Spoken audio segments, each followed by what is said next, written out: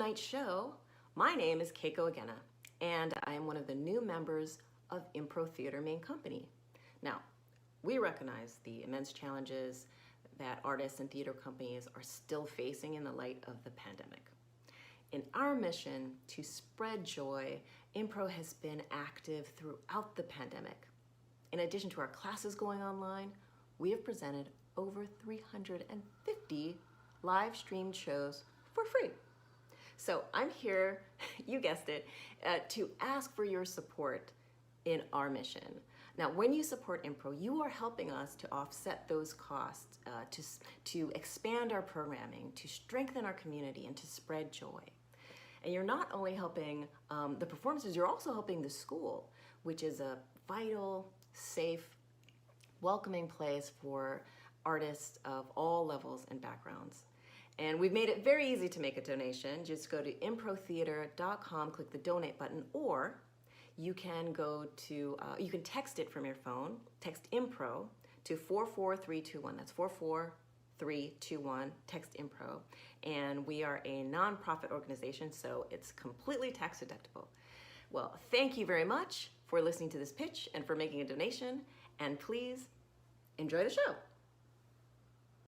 Impro Theatre and the cast and crew of this online performance would like to take this time to honor the indigenous peoples of the ancestral and unceded homelands we each inhabit, and to consider the legacy of colonization. In Los Angeles, we pay our respect to the Gabrielina Tongva peoples. Impro Theatre supports the promotion of an anti-racist world, where we recognize diversity, equity, and inclusion as central to our values.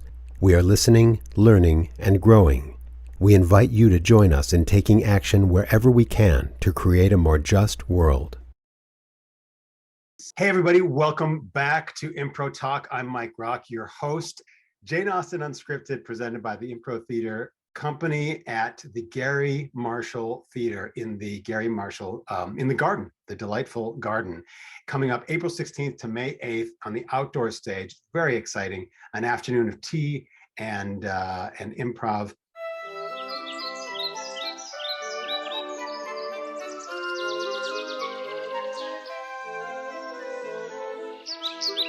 But first, please join us to talk with the Jane team, Sarah Montroy-Pepka, Paul Rogan, and Dan O'Connor, who are here with us to talk about this run. Welcome. Hi, Mike. Thank you. You have every right to talk about this yourself, being a gentleman of Jane Austen.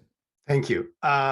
So first of all, let me say that if people want to get tickets, is the best place for tickets is GaryMarshallTheater.org. Am I right about that? Is that the best place to get tickets? Yes. We'll put that up as a subtitle. The team from Jane Austen UnScripted, from Impro Theatre at the Gary Marshall Theater, are here to talk about the production. First, a little bit about each of you before for the uninitiated, for someone tuning in who hasn't met you, doesn't know about you. Sarah, you come to improv via Seattle, I believe, Seattle Theater Sports. Am I right about that? That's right. I was in the company at Unexpected Productions for 5 years, which is also Seattle Theater Sports is the flagship show of Unexpected Productions. And there's a few Impro company members who originally hailed from that area. So that feels like a nice like sister company in many ways when I moved to Los Angeles. And I've been in the Impro community for 7 years now. I'm a new member of the company, and this will be my third time doing Jane Austen performed with Impro, but I have been reading Jane Austen since about the 5th grade.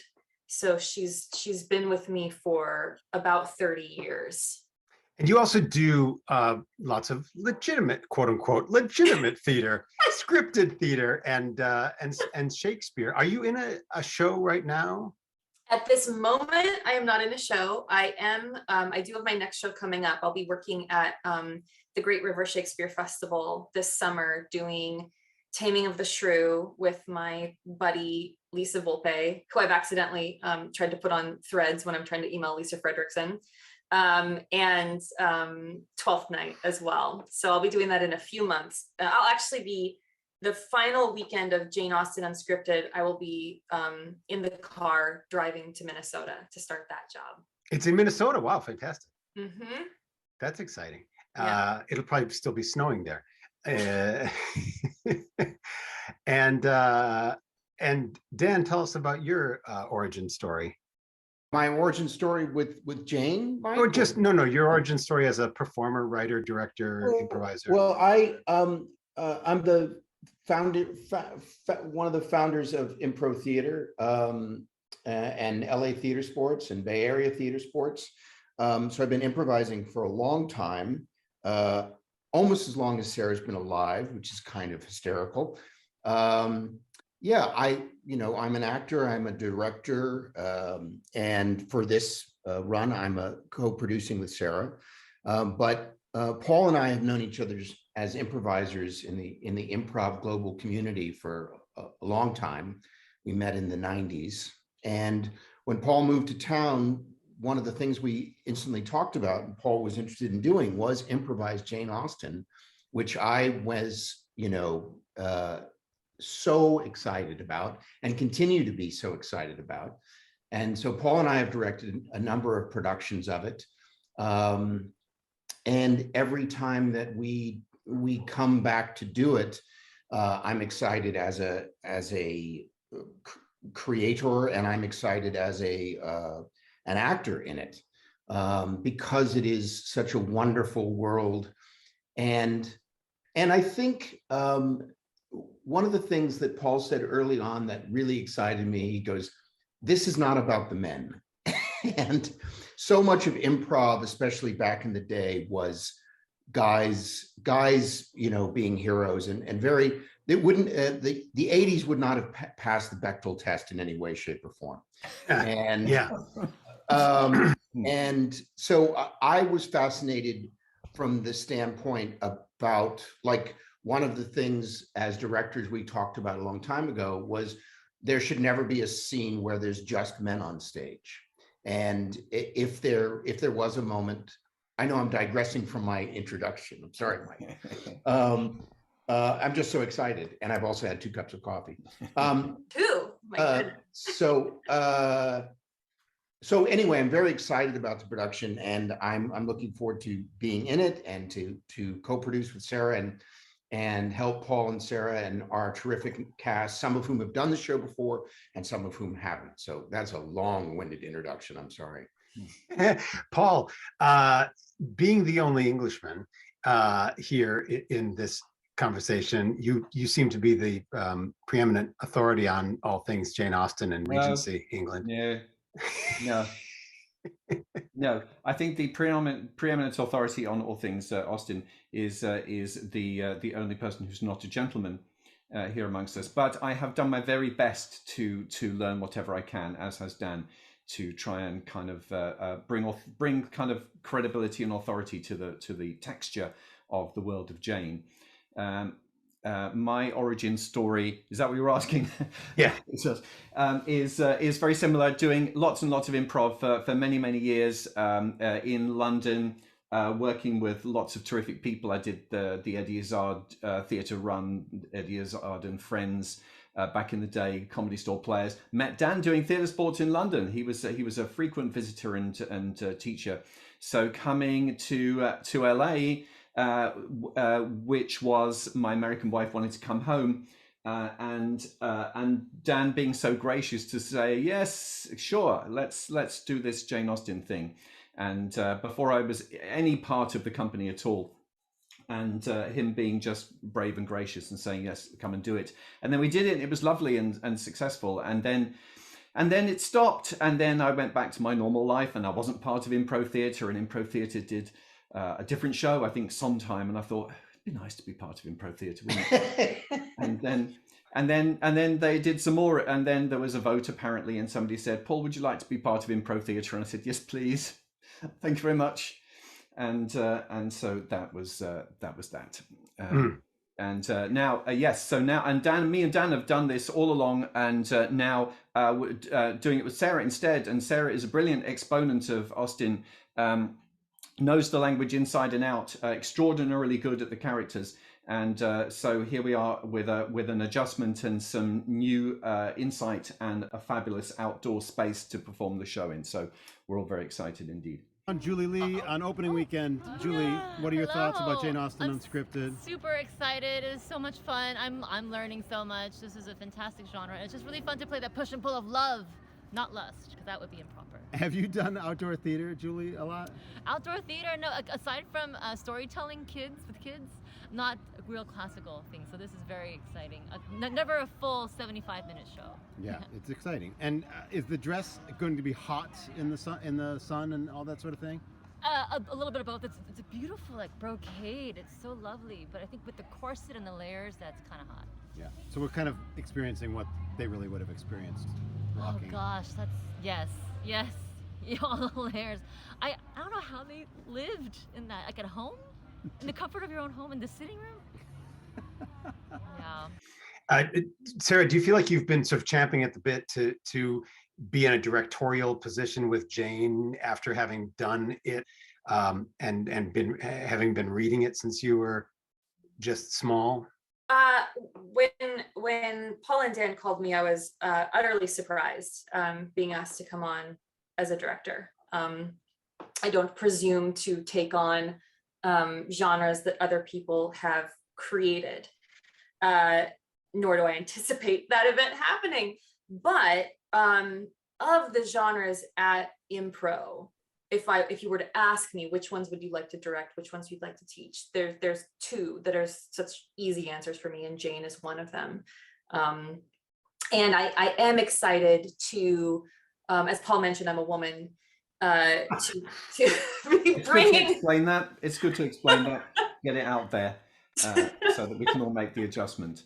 Just gonna have to let people think through that. I am excited to have a woman's perspective leading this genre, and what a woman's perspective is, I don't know. It's my perspective. I actually don't speak on behalf of all women, but I'm excited for my woman's perspective to be jumping in and joining. And I do think that these two lads have done a wonderful job with this show, and I wouldn't be excited to do it if they hadn't done such a great job creating a space for women to shine.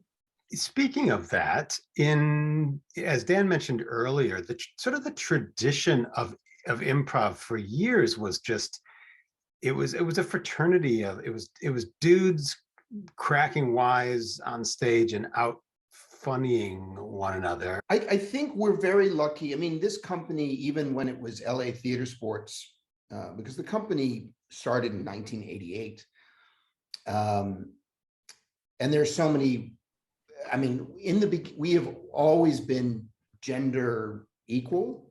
In fact, we had a visiting teacher say, well, I'm sure you have issues with women not getting enough stage time. And we were all like, no, we're very much 50-50 most of the time. And the co-founder of LA Theater Sports with me, Ellen Idelson, was a director and maker and terrific. So to answer your question, the men who were in the ensemble when Paul and I first did the very first production all were excited to jump into it, because it is such a joyful genre, and to be told, hey, it's not about you, it's about taking care of the threads of the woman's stories, was something that they're all really good actors. Those guys are all really good actors, and none of them were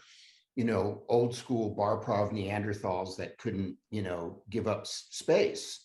So they were looking at it as actors. And in fact, the very first show, which had mediocre costumes in a big way and was upstairs in a little space in NoHo, was really thrilling. I'm sure the guys talked too much that first night, but it was about serving the traditional Austinian narratives. So I don't think it was an adjustment for our gentlemen. If anything, it was thrilling for everybody and thrilling to support. How did it go? Well, I thought it went fairly well. We caught a little lightning in a bottle halfway through, in my opinion. And then, can you explain briefly, like, what does it mean to be doing an improvised show, but also have rehearsals for an improvised show? How does that track? Well, we just immerse ourselves in the world as much as we can, and then every show it's like a basketball game. Then you just rely on your fundamentals, and it's going to be different every night. You know the skills you're going to be using, but you don't know how you're going to be using them. That's even better put. Yeah. Yes. All right. Anything you want to say to potential audience members who are thinking about joining us? Oh yeah, just come on out, everybody. Every show is different, and they're different for us too. We don't know what's coming, so let's find out together. Yeah. All right. Thank you. Talk about that Austenian narrative style, source material.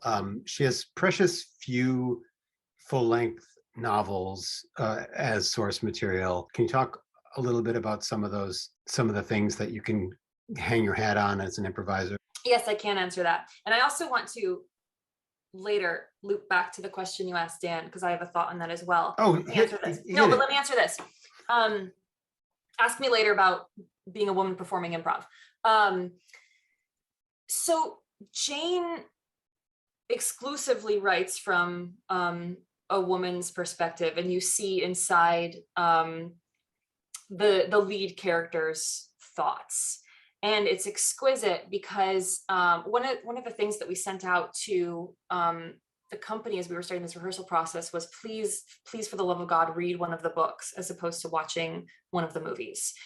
Because a lot of people these days in general, if there's a movie to watch instead of a book, they'll shortcut and they'll watch the movie.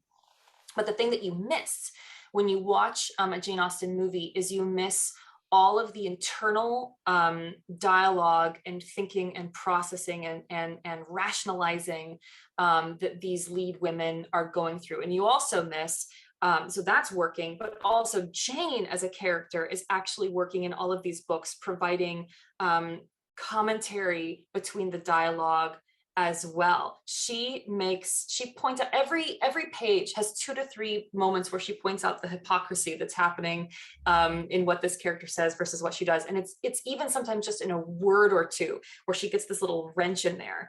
And so what was the question? As far as like, how this brings about women's stories, especially in a classical genre, you so rarely get the psychology of women. I do a lot of Shakespeare work, and one of the reasons Shakespeare is held up from his contemporaries is because his women have more psychology than like Ben Jonson, for example. It's still not enough. We still look at this and go, God, I wish there was more for women, but there's more than most of the contemporaries. And Jane at her time gave us something that we were really lacking, which was the complete internal workings of how these women were processing both relationships, love, attraction, friendships, all of that, as well as the dire financial straits that they existed in as far as what their outcome in life was linked to, which was marriage. And you get both of those in these books. And so you get really intelligent women dealing with life or death stakes, truly, while navigating this complex social system of how to act and how to behave and how to be. And if you don't read the book, you miss 90% of that. So for anybody who's watching this or planning to go see one of our shows and hasn't read some of her books, I really encourage you to pick it up because it's exquisite. And I can't think of another author like her, to be honest. I'm not a complete expert on all the authors in the world, but I can't think of an author like Dorothy Parker, could come similar to her in a later time. Eric Carthen has just come off a rehearsal. How did it go? It went really well. So is there any difference doing Jane outdoors versus what you've done before? Like A little bit different to get used to because there's the elements, but it's all in the mind. So once like an old sport analogy. Once the ball's in the air, once kickoff happens, it's just it's another show. Like you don't even, it doesn't come into mind. Everybody's using sports analogies. And in terms of like being on a bigger stage, have you found it more freeing, or is it something to get used to, because this is much bigger than at Impro? Yeah, it's been very freeing. I've had to maybe dial it in some of my freedom on how far I would go. So, you know, I know we get a ton of director notes on where to stay at, but once the show happens, you can't really stop me. So I'll probably end up being in the audience at some point. We'll see what happens. That's Eric Carthen, rogue element of the Jane Austen UnScripted show. Thanks, Eric. Hey, thank you. In Regency England, at this period of time in the early 1800s, a woman would not inherit any of a family's money. The cards were stacked so desperately against women that you had to try to get married in order to eat and have a roof over your head. And not all the families that Jane Austen includes in her books are super wealthy families either. So there is a breadth there. I want to offer. Yeah, go ahead, Dan. Just one thing off of what Sarah said, because I think it's important for people who are looking at this and haven't seen our show before. Because yes, it would be terrific if people knew who Austen was and read before they came to a show. But I really want to stress that you don't have to have read Austen to enjoy the show. Because one of the moments, and I think I shared this with Paul back in the day, we were doing Jane at the Pasadena Playhouse at the Carrie Hamilton, and some women brought their boyfriends along. And a couple of the guys were for lack of a better description, bros.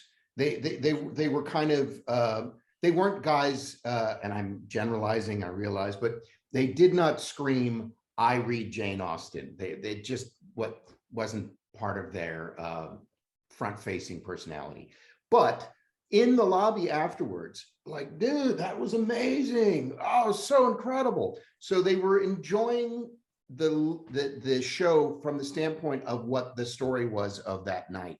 And I think that because often, especially when we do something like Chekhov, people are a little put off by the literary weight that they perceive they're going to have to digest. And the terrific thing about Austen is it is massively accessible. So I just wanted to add that little caffeinated bon mot, as it were. Yeah, I mean, I'm taking off my host hat for just 1 second and say that at Impro Theatre Los Angeles, we're a theater company of storytellers. We do full-length plays that happen to be improvised and happen to be inspired by the works of great authors and great genres. We're not an historical recreation group. I tell classes what I teach. I say, you are not Jane Austen or whatever I'm teaching. You are not Tennessee Williams. So remove from your shoulders the responsibility for trying to recreate a Tennessee Williams play, because you're not going to do it, because you're not him. And yet, the first time we heard that members of the Jane Austen Society of North America were going to be in our audience, and this was also in Pasadena, and we were all like, oh dear, they're going to catch us out, and we're going to be shown to have not done enough research. And somebody sitting behind these people afterwards reported that they were saying things like, oh, that moment in the second half, that was just like page 385 of Persuasion. And we've since been the entertainment for the Jane Austen Society of North America's annual national conference. So that is one of the most prideful things for us, is that we really, really love this writing. And she writes such beautiful and brilliant and funny stuff. Sarah's right, there's been nobody like her. Even now, there's nobody like her. The way she created this thing called indirect, what is it? Can you remember what it's called? Indirect reported speech, where the dipping into people's heads. And I mean, it came naturally to her, but she was inventing this entire literary style of being able to just dip into people's heads and communicate what they were thinking in a certain way. And it's funny and delightful. And that is what brought us to it in the first place. This notion that I was sitting watching a run. There was every week Masterpiece was running Jane Austen's, and I was sitting going, why is nobody improvising this? This is amazing. All of these people are communicating through intelligence and wit and joy and love, and that's improvisers. And that led to the conversation with Dan of like, we really should be doing this, and it's just seemed blindingly obvious.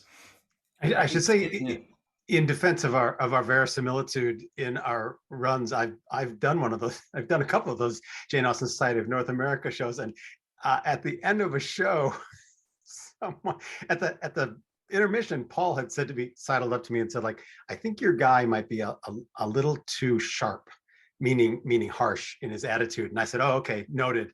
And then at the end of the show, these two women in full Jane Austen regalia were, shaking hands and meeting cast members, and paused, and neither of them spoke for seconds, staring at me. And then one of them said, "We were worried about you," and they were simultaneously worried about the character, but also me, the actor, being a little too arch in my. And then they said, "You made a fine recovery in the second act." I was like, "Oh my gosh!" So. If the Jane Austen Society of North America folks give us their approbation, I think we're doing something right. Susan Deming. Yes, sir. Cast member of Jane Austen UnScripted. What are your thoughts on this 72 hours before opening? It's one of anticipation. The stage is gorgeous. The people are stunning. The costumes are ethereal. And there's just so much joy going into this production. Have you done much improv with interacting with live musicians? You know what? Just a couple of stuff at the Groundlings, like silly musical stuff. Like I used to do that with Ted a lot, way back in the day. We did a bunch of musical stuff at the Groundlings, but not this beautiful music, not this harpsichord. We have a cellist who is tuning up right now. We have a violinist coming, and they're just playing stunning music. So this level of artistry is fantastic. Does anything stick with you between the research process and the rehearsal process? Interesting. Yeah, we've talked about this before. I'm kind of a research-heavy person. I'm a real student-y type. So as soon as I knew I was doing the show, I went into full stacks of books kind of research. And then at some point you have to just let that all go and just play and be present in the moment. Know that whatever your brain sponge has absorbed will be ready for you and available to you. And if it's not, then your scene partner will tell you what you need to know. Yeah, I always say the ensemble raises the rising tide raises all boats, or something like that. Yeah, absolutely. Like somebody will start speaking with particular vocabulary and raise your own. Yes, yeah, it's viral in that respect. You can't help but swim in the water about that. So yeah, it's exciting. All right, I'm being called. You're being called. Away with you. Thank you, Susan Deming. Thank you, Mr. Rock. But Sarah wanted to come back to bar prov and bro prov and being a woman amongst Neanderthal improvisers. Yeah, just what Dan was talking about really made me recall the ways in which sexism internally has impacted me as an improviser over the years. And I remember it so clearly being up at Theater Sports in Seattle. And I was in my 20s, and I was, just a few years into my improvising career. But I remember when I was placed on teams with 3 men and myself, I would walk into those shows very confident because I would know what my role would be every single scene. It's going to be very clear if there was a wife, if there was a girlfriend, a mother, love interest, what have you. I knew it was going to be. And I would walk into shows where the team was 2 women or 3 women. And I would have an unsettled feeling of, how am I going to know where I fit in? And I say this as someone who was born and raised in Washington State, which is a very liberal state, and someone who was raised with an excessive amount of confidence by my parents.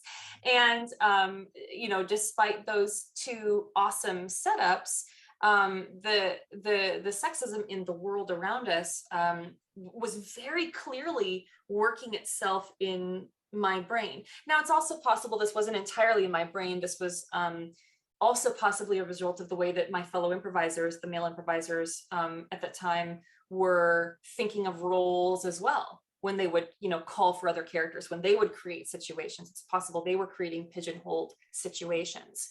And it is slowly over, a decade and a half of doing this work that I have massaged those feelings of, where do I fit into a show? And I love the way that those feelings have been very much massaged at Impro.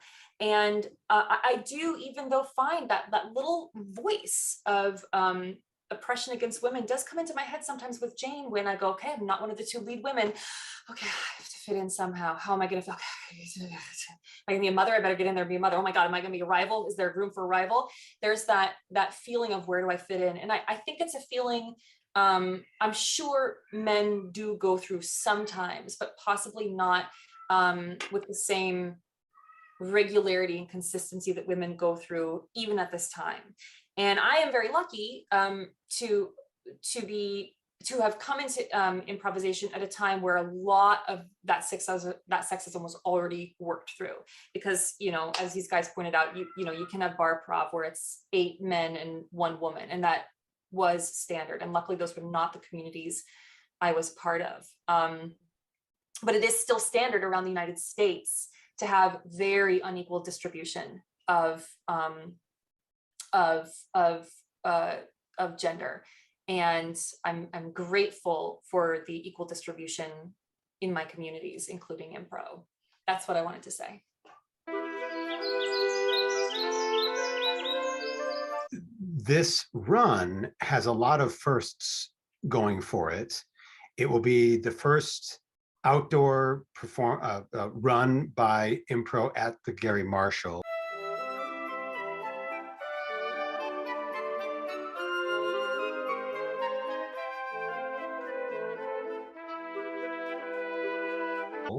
Although we have done outdoor runs before. It'll be Sarah's first directorial show at the company level at Impro. It is the first live, not Zoom show for Impro in 3 years, 2 years, a little over 2 years, I think. And other things. Talk about the Jane team's approach to the various aspects of the show. Yeah, the outdoors aspect is really fun, because part of our concern, and the reason that we haven't done many shows, is that the wave of coronavirus kept extending and extending, and this was everybody's solution. I think a lot of LA theatre and all theatres are struggling and suffering, knowing when to time coming back into the live world, and performers don't want to be exposed to it either. So this is a nice opportunity for us and for audiences. The Gary Marshall has a lovely reputation. I think that, and also they are very excited by this. So they have a design team working on kind of very colourful outdoorsy costumes for us. There's going to be a string trio. I think the last count it was a trio playing live music.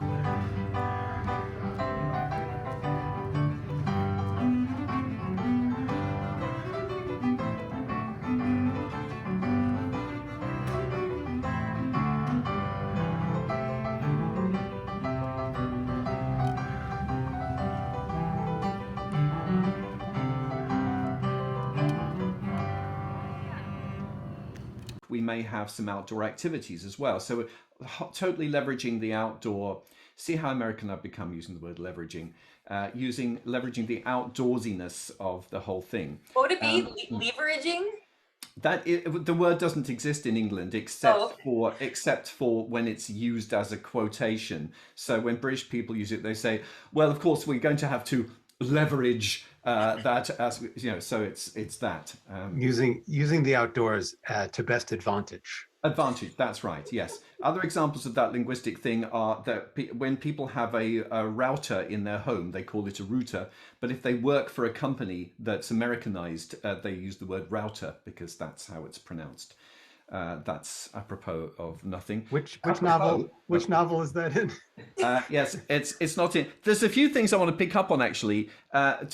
Just so many interesting things have been said. Two men talking hardly ever happens in Austen, really. But in our early days, two men would still go on stage and talk. And I had a revelation about that. I realized that the two men were talking because women weren't going on stage and interrupting them. So part of my new psychology is don't stand off the men, go and interrupt them because they're waiting for you to interrupt them. Otherwise, they'll just keep talking. But me and Dan made a rule of like, don't do that. It doesn't happen in Austen. It's just two men showing off and being funny. But there was a propensity to do, oh, look, there's two men from the town and they've come into the countryside and they're going to do 10 minutes of riffing now before somebody else appears. I'll be agreeing with you, yes. So, Stephen, I do not know anything about this, but Mr. Michael Rock is apparently capturing some candid, unprepared moments of footage from the rehearsal process. Yes, I've heard the same. Yes. Completely candid, and therefore, in an entirely unprepared fashion, I'm now cheating towards an imaginary camera which doesn't really exist. Right. If there was one here, that would be one thing, but there's not. There isn't. But nevertheless, sometimes, for COVID reasons, it is good to direct one's breath away from somebody else, even in an outdoor setting. Hey, Stephen, Paul. Where is that voice? Where is that voice coming from? Mike. Yeah. Hey. You guys are here at this. Hey, look, there's co-director Sarah Montroy-Pepka. Hey. We're here at the tech rehearsals for Jane Austen UnScripted. Have you got some comments for the Impro Talk viewers about the rehearsal? Well, first of all, how's my hair? Because I've been outdoors for quite some time now. My hair has probably been blown about all over the place. That's really, really important. You tell the viewers that. It looks fantastic. Now, the fact that you're both directing, I should probably do this. He shouldn't leave though. Sarah, what are you most excited about for today's tech rehearsal? For today's tech rehearsal, well, I personally am excited to get on stage because I haven't been on stage yet, so I'm mic'd up for the first time. But we're gonna have, for the first time, most of the actors in mics and costumes with a set, with furniture, and we're about to actually start to see what this show is going to look like, which opens in 3 days. And we already think it's going to look pretty good, so I'm ready to confirm those feelings officially. And this is where we're hoping to have sort of a much more outdoorsy feel, a more lively, energetic energy to the show, as befits an outdoor setting. So I think that was just something that had to go. And the whole notion, it seemed radical at the time of saying, there's a show, and by the way, it's the women who are going to be prominent in this show. It's the women's stories they're going to feature. That seemed radical at the time. It's still radical. It's still radical. It's, I suppose, but it's important to us that one of our maxims is, before romances happen, the audience needs to fall in love with the women and find out who they are and what they want and what their cares and concerns are. That's something myself and Sarah are working on to make that richer and deeper in this run, and to have that kind of sense of a full and developed world that love interests can enter, but only when it's a fully developed set of characters. So these are the kinds of approaches we're bringing to bear. That we're bringing to bear on a new run that we've got here. Can I say something about that, Paul, real Yeah. fast? About intelligent women, because Austen's characters are deeply intelligent. She has some also very silly characters, but she is deeply, deeply intelligent lead women, and I think this can be missed or overlooked sometimes by a non-discerning eye, because the women were given very few avenues through which to route their intelligence. And so as you're reading these books or watching the movie, whatever you're doing with Jane Austen, and you have these women who are primarily talking about taking walks and playing the piano and rearranging the room and going to a dance, it's very easy to think, oh, well, they're just very silly. And they are not.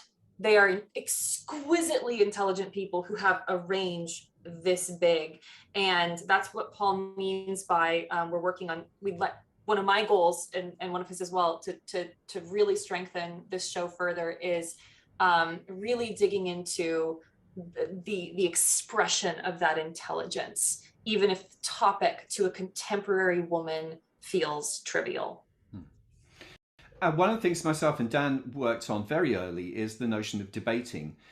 Dan has an interesting way of describing the debating and how important it was for people just to sort of discussion, because that's all they had. Let's have a conversation. You men, you were lucky enough to go and get educated at Oxford, and we probably didn't have that. So let's have some. Let me show my intelligence. Let's engage. Let's take positions, and let's share our energy and see how much alike we are mentally, so that we can consider whether or not we suit each other. So that's another aspect of this as well. And one thing, and I'm very excited to see what Sarah and Paul bring to it. I mean, every time we do it, it grows in one way or another. One thing for the audience, Mike, to understand, especially if they haven't seen the show before, or maybe they've seen it and haven't been around for a talk back.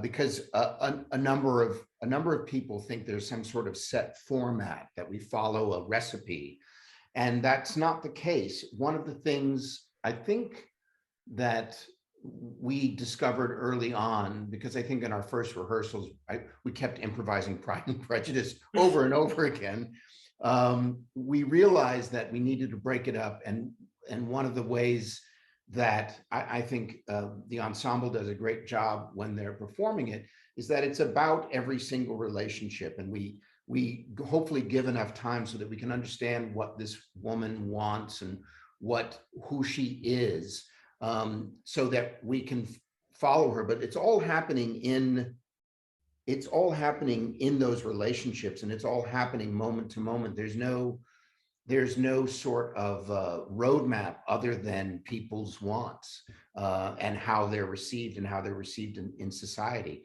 There was another point in there and now it's gone away. But the one thing that's interesting for us is this round is straight through. There's no interval. Normally, the cast will stand at the interval and announce who they're playing. So we make sure, because we don't know anything when it starts. We want to make sure that the names are correct. Usually we have a whiteboard on the side with the actors' names, and we'll write in when they get endowed as somebody so that people backstage know, oh, that is Eliza or whatever. But this round outdoors is much more sort of broken open, and there's no interval. It's like the train leaves the station, which is terrifying and thrilling at the same time, because there's no clarification.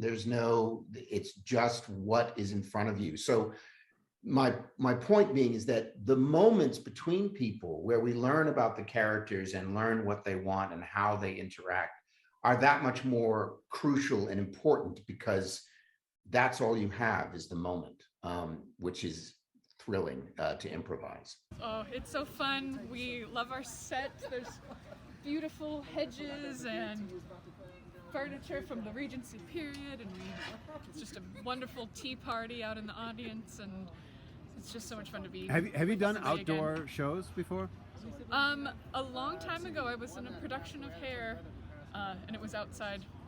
Nice. Yeah. Nice.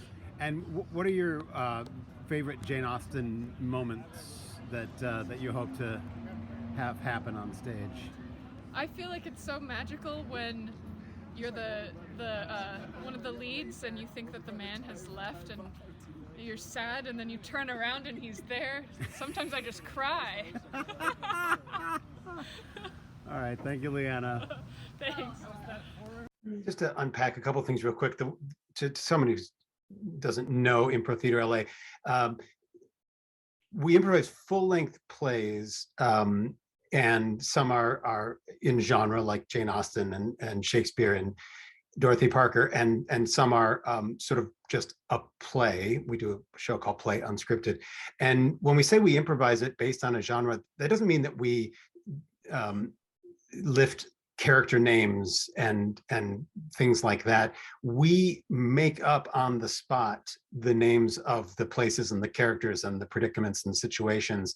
And therefore, while we're improvising a full-length play on our feet in front of an audience, we need to remember what we've named one another and who's uncle so-and-so and who's auntie so-and-so and et cetera.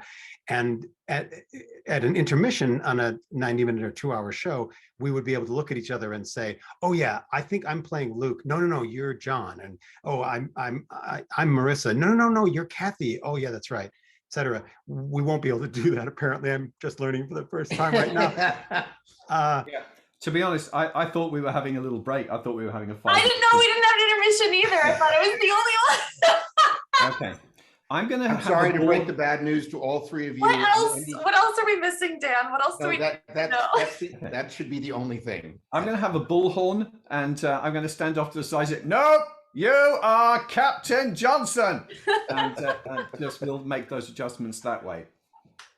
So the other thing to know is that Dan mentioned that when we do full-length plays, whether in according to a particular author or a genre, there is no template. There is no, oh, tonight's performance is going to follow the way the novel Sense and Sensibility unfolds or something like that. There is no template. Ted, you've just come off stage from tech rehearsal. How did it go? It went pretty well. Got lost in a hedge maze for a little while. Got a little torn up, but we made it through. Love was had by all, I think. Your guy was rich but not stuck up. No, he was rich, but it wasn't really his scene, man. He was more about the books. He was all about the words. Are you gonna play that character ever again, do you think? I mean, it seems plausible that there will be his relations, but not ever that exact fellow. He's off to the winds. Thank you. Thanks to you. I think the reason movies and TV adaptations can be a trap is because they rely primarily on the dialogue and actions described in the novels and don't necessarily mine quite as deeply the thoughts and inner life. If I might say, one of the things that I want to really have us all explore, I know Sarah's on board with this, is and me and Dan have tried it, it's just the cast get very focused on being romantic interest, is the wonderful side characters that exist and their inner thoughts. There are Miss Bates in Emma, gets entire page monologues, just ramble and ramble and ramble. The notion that we could have a Miss Bates monologue, but not actually literally that character, but somebody who was so fully rounded and fully acted a member of the little village community that she came to life, or he came to life in such a way that they could have an entire monologue and just no function except just to be delightful, is so exciting to me. Just to clarify her world a little bit, it wasn't the world of the aristocracy at all. Her world was not aristocratic. Her world was what she called, in a letter to her niece, 3 or 4 families of the lower gentry living in the country. A story set around a small village community, not even a village, just the nice country houses of 3 or 4 families. And that limited number of people that you knew. And so how exciting it would be if people actually did come from London or Bath to stay in the area, new blood, and how marvelous that would be, because otherwise you simply wouldn't see people for months on end. And the once a month when there was a dance at the inn where people, it's the same people over and over again, but you got to dance and meet people and talk, and Dad got to play whist by the fire. That's the simple world these people lived in, and that's why in a way it's so delightful that we get to. That's why they've got such a rich inner life, because there's so much imagination, and they're reading and they put plays on for each other in the evening. And Jane Austen's early books are full of stories she invented. So it's that kind of delight. The word delight keeps coming back to me over and over again. They don't put plays on in the evening at Sir Thomas's house, that's for sure. That's a Bedfield Park reference. It's a what reference? I'm sorry. It's a Bedfield Park reference. I remember now. I did not remember the name, but I remember there are no the plays, and if he finds out about the plays, he will be very angry. What else? Sorry, Dan, go ahead. I wanted to say something off of what Sarah said about the women in the cast. Like she said, that, you know, her experience is if she's not the A girl, which is our shorthand for, you know, the heroine. I think the men have the same problem, which is that if you are not vying for the lady, who are you and how do you find your way? And one of the ways we've addressed that is to just try and get people to not think in archetypes, but to think in the moment. So who am I that I'm here? Who would be here at this moment, rather than trying to enforce a character on a scene. And I think, especially when people first start improvising this, they will think in their mind, oh, I need to be the blank. Oh, we don't have a blank. And they'll try to impose a character on the scene. And really the best shows are when the narrative obviously needs a mysterious woman from London, or a dashing rich stranger, whatever it is. But the narrative, more times than not, will provide the next character. Serving the narrative is kind of what I think makes Impro Theatre unique, in that it's about the story first and foremost, and not the individual actor feeding their ham. You know, it's not about, because you don't know if you're going to be the hero woman or the hero guy, or whether the whole night you may just come on and put somebody's coat on as a servant. You don't really know. And that sense of ensemble and, you know, esprit de corps, as far as taking care of each other, is dictated by the story rather than by the individual's needs, which is, I think, very unique in improvisation, that there is a way to make space for each other and to take care of each other. And I think the audience appreciates that as well, that they can see the generosity going on stage. I think too, sorry, Mike, now you're just going to be hearing like a tiny production meeting. What that makes me think of, Dan, is the lessons that we can take from Chekhov.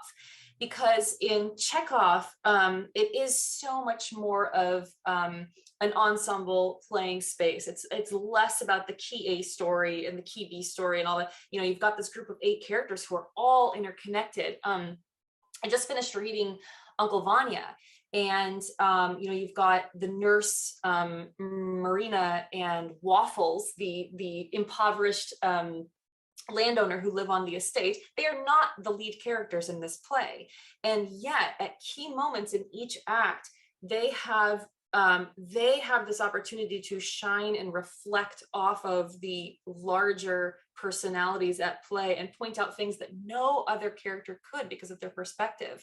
And bringing in that ease and that value and that assumption that every character brings something, I think is such a great lesson for improvisers to learn and practice and feel and believe. Like, I'm not the lead character right now, but where is my Waffles character going to point out something about this lead character, you know, this personality flaw she's got, and that's the thing that springboards her to the final. You know, it's thinking in terms of ensemble, I think, is always more helpful than thinking in terms of who's lead and who's not, even though from a story perspective, we have to know for the audience's sake who's the lead. Sarah, have you done live performing during the pandemic? Or I think you have. I did a 5-month run of A Midsummer Night's Dream outdoors. Yeah. So a lot of the cast of Jane Austen Unscripted coming up at the Gary Marshall Theater April 16th to May 8th here in Los Angeles haven't been doing live performing, and the first several rehearsals are actually Zoom rehearsals. What I don't know how to make this into a question, but what are the three of you going to do to get the players ready for live in-person performing again? Can I just say that I had spent a year and a half not performing before I was cast in Midsummer, and I had nerves about how rusty this was going to feel. I got to the first day of rehearsal and the instincts just turned on and the joy turned on, and I did not need a ramp up. I know not everybody will be like that, but I think some people will be. They'll go, oh, here I am. This is what I was meant to do. And I'm back again. Oh, I'm so thrilled. I'm seriously excited. It's going to be a lot of fun. It's been a lot of fun being back together in person for the first time in 2.5 years, and it's going to be even more fun to be in front of an audience in person for the first time. What do you think? What's a big challenge of? Is it being outdoors is a big challenge, or is it what's the biggest challenge for this run, do you think? Yeah, outdoors is tricky. I feel like it's more just like working out the kinks of just being on Zoom. Yeah. And I find the biggest challenge to be the constant interruptions. Nick Clark, ladies and gentlemen. Well, right. Very excited. By the time this airs, we will have already done a couple of shows. How do you think they went? I think they were unbelievable. They were pretty shockingly good. I thought that they were all going to fall apart, and then suddenly it was like a miracle happened. Yep. Just like a little Mike Rock scoop in, carry us all in his hands, and release us to make a beautiful show. I know. We all fell in love with Mike Rock, and my heart's still beating fast. Thank you for doing the scripted lines for this interview. That's what you pay us for. To my mind, that there is an obvious pattern to this, because we do get a couple of weeks where we're in a live space at the theatre, and we can prepare theoretically in the first few weeks and go through what the world is like and go through certain elements that we would like people to consider. And in that final 2 weeks, it will be putting it all together, introducing the physical elements that we would love to do this time round. Sarah's a clown.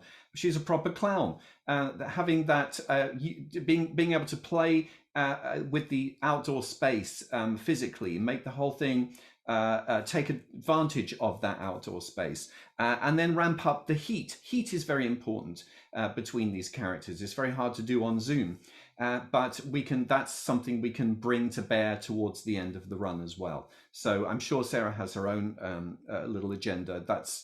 We haven't even had time to converse about these things really yet. So, but that's kind of where I was thinking. Yeah, and I just wanted to yes, and that with regards to Sarah coming on board, because I think the viewpoints, and for our listeners who don't know what viewpoints is, it's techniques developed by Anne Bogart with regards to the architecture of the space, the architecture of the actors in relation to each other. It's much longer description, and I'm not doing it much service right now, but the idea of that heat, how do you create that heat outdoors? How do you relate to each other?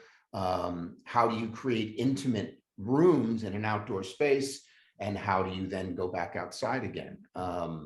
So it's very exciting, and there's I think more than anything, we need that physicality to be outside. It's actually going to be very helpful to have some good clown in the mix with this production because of being outdoors. For someone who hasn't seen either Impro or another theater company improvise a full-length play, what are just some things that a person might look forward to if they're going to see when they think of improv, they think of whose line is it anyway? What are they going to see when you say, oh, we're going to go up on stage and improvise a full-length play? Well, they're part of it. It's the most unique experience in theater, because if you go to see Oklahoma on a Broadway stage, you're in an observing relationship to the production. And you may get caught up and you may get engaged, not knocking Oklahoma. But with Impro Theatre and an entire narrative, an entire story being created in real time based on a suggestion from one of your numbers, somebody from the audience gives us a suggestion to ignite the whole thing. You are a shareholder in a piece of theater. You are part of the piece of theater in a way.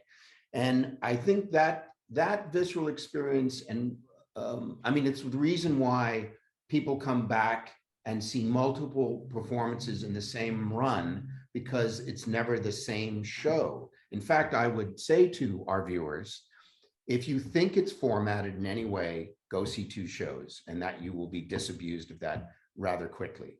So I think it's a great question, Mike, that the visceral feeling of watching a play being created in real time is really unique and special. I think too, on top of that, something that you can expect is uplift, joy, feeling better when you leave the theater than when you entered the theater. Jane Austen's stories are full of hope and happiness, and we do try very hard to have our Jane Austen shows match her overall emotional trajectory. But then on top of that, as Dan's saying, because it's all being made up in front of you, you will be seeing the accidents. You will be seeing the moments where we go, oh, that just happened. Moving forward, so you get to see the raw goods, and I think the rawness is the most exciting part of watching improv. And from my perspective, I think it's just the magic of seeing people work together as if they're one brain. It's just an absolutely unbelievable thing, even if you're a practitioner of it, to sit and watch. I've sat and watched shows by my own company just as an audience member and thought, this is absolutely amazing. It's as if they're one brain working together, a hive mind. It's really, really brilliant. Greater than the sum of its parts even. Oh, and this experience is going to be a little bit more immersive than usual because as we said, we're not just outside. We're outside in a garden with, depending on which seat you choose, little garden tables with tea snacks. So, I mean, I actually hope people in the audience show up in costume, because I don't think there's going to be anything more Jane Austen-y immersive than sitting in a little garden watching this love story play out in front of you while you have your... I'm not going to force anybody else in the cast to do this, but if people are in costume, I'm going to be out there milling amongst them before the show to the extent that I'm able to, playing with them and gossiping and trying to create the impression that they are also in this small village and something's just about to happen, because to me that's absolutely freaking delightful. Nick Clark is here with Mutton Chops. Nick, excited about opening weekend for Jane Austen UnScripted? Big time. Couldn't be more excited. It's hot, it's sticky, and it's sexy. And you're going to go to a wedding next week with your mutton chops? Yeah, it was a miscalculation. I probably should have punted the whole mutton chop shave down to after the first weekend of shows. And after the wedding, I have to go get a bunch of pictures of me taken in. Maybe I'll wear my Jane costume to the wedding. It's a sacrifice we make for the theater. Thank you, Nick. You're welcome. Sarah, can you, I know you haven't had a production meeting about this yet, but can you talk just the teeniest bit about incorporating clown work into this run? Yeah. So I'm a mime and a clown.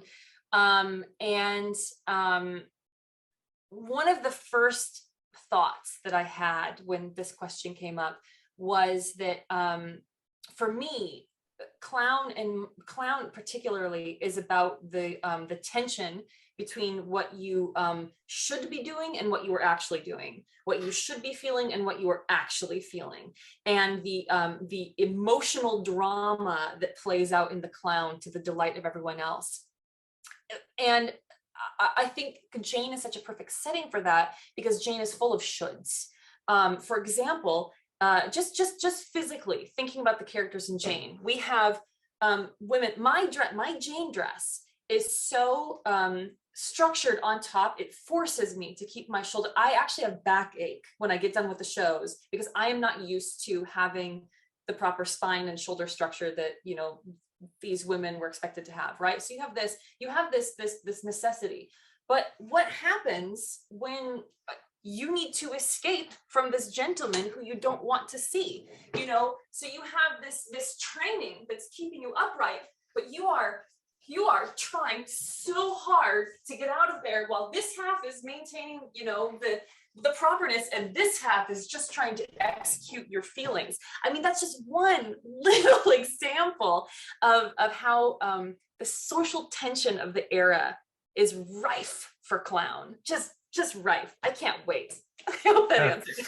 For people just listening, Sarah stepped up from her chair and did an elaborate escape from an unwanted gentleman bit where her upper body stayed perfectly straight and balanced, and her lower body was going all Charlie Chaplin on us. And see, to my mind, the delight of this is that even that is a dance, and that the gentleman himself, being a Mr. Collins type, possibly from Pride and Prejudice, is also doing a sort of, but if I may just because, yeah, absolutely. I mean, so.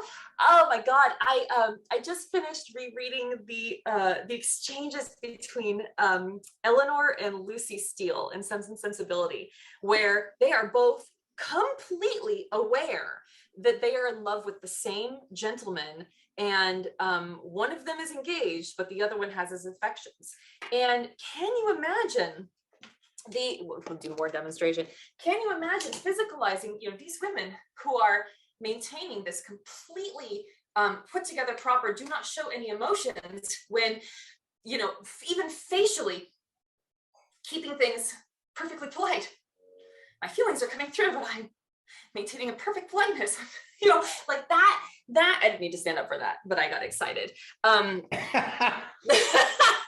We live in a time where expression is so much more allowed. We live in a time where women are allowed to just, you know, shove off men, get away from us. And so what Paul is saying of how do you politely maneuver yourself away from this man who won't get out of your way? My God, it's all clown. It's all clown.